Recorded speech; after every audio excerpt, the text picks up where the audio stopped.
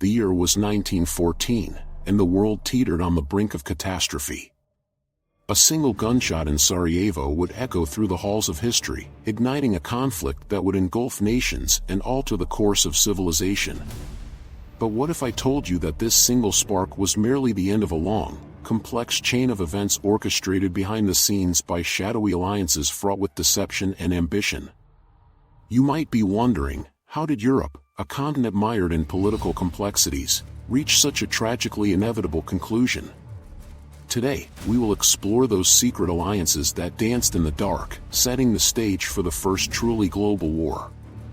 As we delve further into the intricacies of these alliances, you'll discover how a web of treaties and a precarious balance of power fueled tensions that would ultimately explode.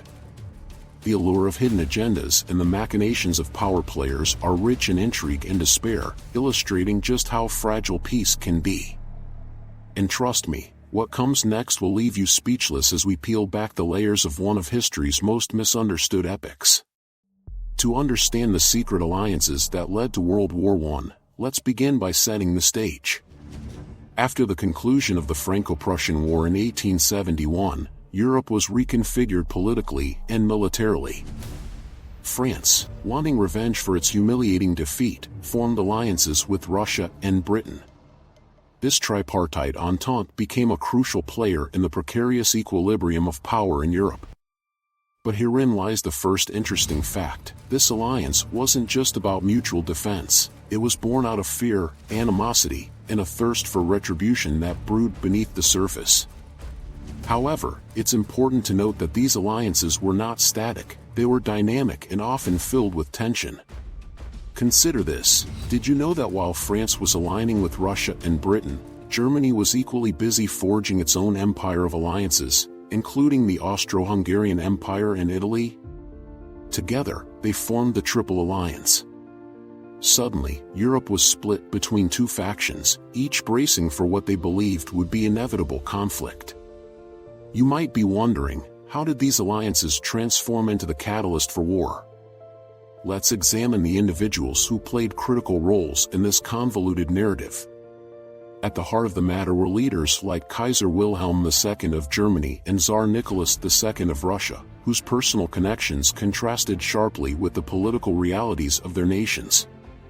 Here's something you didn't expect. Despite being cousins, Wilhelm and Nicholas never managed to mediate their nation's growing antagonism, even though they exchanged letters calling for peace.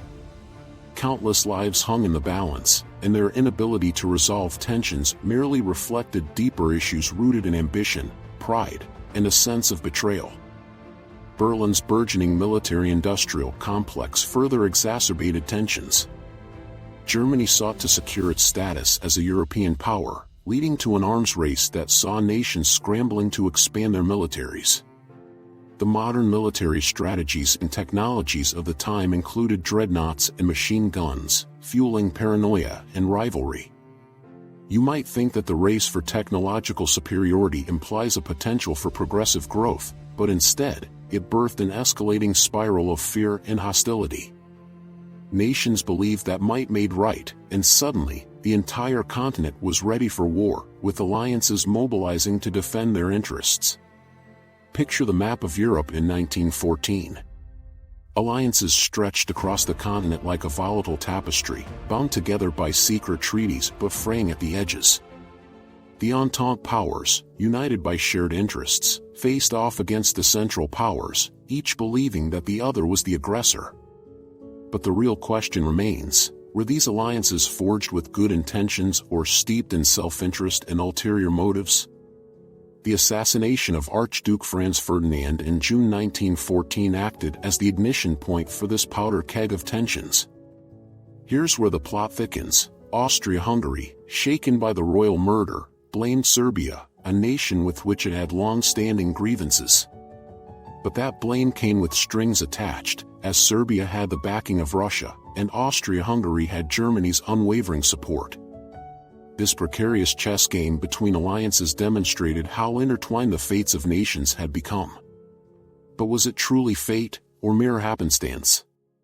As the machinations unfolded, nations began to mobilize for war, fulfilling the expectations set by these dubious alliances.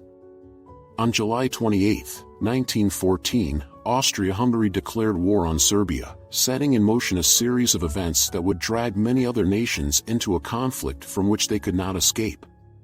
The alliances that intended to protect their members instead became chains that bound them to one another, locking them in a deadly embrace. With each declaration of war, the landscape of Europe changed dramatically, and the question remained, could anyone step back and stop the madness in time? As the initial conflict escalated, military leaders began to formulate strategies based on their country's alliances. The Schlieffen Plan, a German military strategy, relied on a swift victory against France before turning its forces toward Russia. But surprise was not on Germany's side, as their actions rallied even more nations to the Entente cause. The interconnected nature of military strategy revealed another fascinating insight. The war was not merely about nations, it was about alliances adapting and reacting to one another's moves on the chessboard of war. Consider the time it took for Britain to engage actively in the conflict. Initially, the British government sought to remain neutral, believing that it could act as a mediator. It's perplexing, really, because as ships began to sail into conflict, Britain had to choose between maintaining its stance and honoring the treaties that bound its alliances together. When Germany invaded Belgium, a neutral nation, in an attempt to bypass French defenses, Britain was ultimately provoked into joining the fray. This moment highlights the irony of alliances. Despite their intentions of unity, they often spiraled into conflict, showing just how thin the line between diplomacy and war truly was. At this point, you might be asking yourself, how did nationalism play a role in these secret alliances? The fervor of national pride contributed significantly to the atmosphere of unrest. Citizens of various nations took to the streets, rallying behind the flags that symbolized their nation's ambitions. The fervent belief in their national superiority fueled the fire, encouraging governments to act against perceived threats, both real and imagined. Each alliance became a reflection of a deeper identity struggle that pitted nation against nation. As the war unfolded, shocking events followed one after the other, leading to mass casualties and destruction. One pillar of the Ottomans, who entered the war siding with the Central Powers, was like an unstable domino, contributing to the chaos. The Ottoman Empire's allegiance further complicated matters, revealing that the web of alliances stretched beyond Europe. Instead of straightforward conflicts, we were witnessing a conflagration that had implications across the globe. Important is the duality of how alliances and treaties were interpreted. The very documents meant to prevent wars became tools for justifying and rationalizing conflicts. The Entente and the Alliance perceived each other's actions through sinister lenses, perpetuating a cycle of mistrust and hostility. "You can't trust them," might have been a mantra echoing through the halls of power. Here's something that might surprise you. At any given moment, leaders could manipulate information, creating elaborate narratives that shaped public perception and justified their moves on the global stage. Tensions gave rise to numerous crises before the war erupted. The Balkan Wars of 1912 to 1913 highlighted the fragility of the balance of power. With growing nationalism in the Balkans, several nations sought to break free from Ottoman influence, leading to a territorial scramble that painted a portrait of instability. As countries claimed their identities and borders, alliances shifted even as they were reinforced. The Balkan Wars tested the solidarity of the Ententes, revealing just how quickly allegiances could falter when confronted with competing interests. As we inch closer to the conflict itself, consider the idea that nations were drawn into this cataclysm not just because of the assassination of a single archduke, but because of a confluence of ambitions, fears, and miscalculations. The quest for power and influence turned the continent into a battlefield prepared to spill into a global confrontation. Each alliance formed was a calculated risk that spiraled out of control, leading society into unprecedented destruction, both militarily and morally. Additionally, you may find it interesting that amidst the chaos, voices of reason emerged but were drowned out by the cacophony of war drums. More pacifistic leaders, intellectuals, and citizens advocated for peace, but those calls were often met with mockery. The machinery of war had seen too many victories to suffer doubt. The nationalist fervor overpowered philosophical discussions about peace and diplomacy. This moment is a vivid illustration of how, even in a landscape filled with alternative narratives, the allure of power could overshadow the possibilities of peaceful settlements.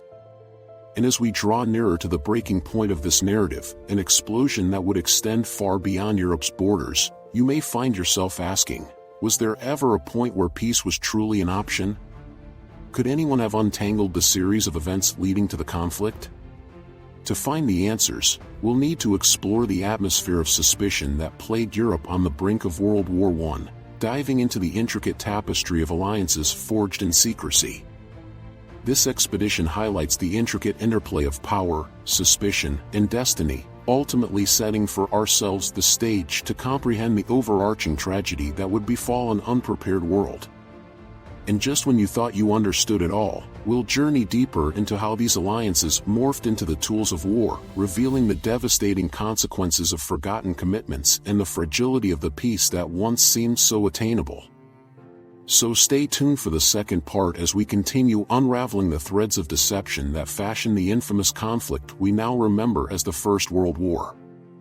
As we venture into the second half of this intricate narrative, let us peel back the layers further, revealing the atmosphere of suspicion and fear that defined Europe in 1914. The alliances were not merely contracts forged in good faith, they were emotional, combustible forces filled with mistrust and paranoia. This environment of trepidation bred a mentality of us versus them, driving nations to prepare for the worst even as they professed allegiance and solidarity. The fragility of trust and the tug-of-war over alliances. Imagine the scene in uneasy capitals as political and military leaders misinterpret signals from their counterparts. The tripartite agreements signed in dimly lit rooms began to take on lives of their own, becoming sacred obligations that bound countries to one another. Each alliance carried the weight of expectation and the burden of honor. A single act of aggression had the potential to spiral into something far greater than any leader ever intended. Here's a startling fact. By July 1914, the complex web of alliances drew in over 30 nations, each playing their part in this dangerous game. The treaties, once perceived as safeguards for peace, now resembled a game of dominoes, ready to tip at the slightest provocation. For instance, the Balkan nations, fueled by dreams of independence and a newfound sense of nationalism, became pawns in a struggle between great powers, influencing decisions in ways that were unforeseen and often uncontainable. The assassination of Archduke Franz Ferdinand was a match dropped in a powder keg, but the underlying tensions and alliances, often overlooked, were the true kindling. Austria-Hungary's decision to confront Serbia was emboldened not just by a desire for revenge, but by the assurance of German support. This diplomatic blanket oversaw the actions of both empires, transforming regional disputes into global consequences. Here's where alliances proved fatal. The rationale for war became blurred as a sense of duty to one's allies overtook rational decision-making. The chorus of mobilization. When Austria-Hungary declared war on Serbia on July 28, 1914, the resulting mobilization of nations was swift and relentless. Russia, bound by its obligations to Serbia, began mobilizing its forces, leading Germany to fulfill its commitments to Austria-Hungary by declaring war on Russia. The dominoes continued to fall as alliances cascaded into formalizing hostility. Let's pause here for a moment. Did you know that within just weeks of the assassination, much of Europe had plunged into war? The lightning speed of escalation exemplified how fragile the peace truly was. The geopolitical landscape that had been carefully woven unraveled catastrophically, embodying the tragic futility of the leaders who thought they could navigate the chaos with alliances that now seemed less like shields and more like shackles. Germany's invasion of Belgium, supposedly a neutral territory, became the tipping point for Britain, which had previously tried to remain withdrawn from the escalating tensions. Britain's entry into the war wasn't merely a matter of national interest, It was a moral imperative born from treaties that promised protection to Belgium. This moment crystallized the iron grip of alliances over national sovereignty and illustrated how treaties, intended as instruments of peace, could craft a realm suffused with bloodshed. The complexities of internal politics and war. Equally important were the domestic pressures that compelled governments to maintain their respective alliances and provoke war.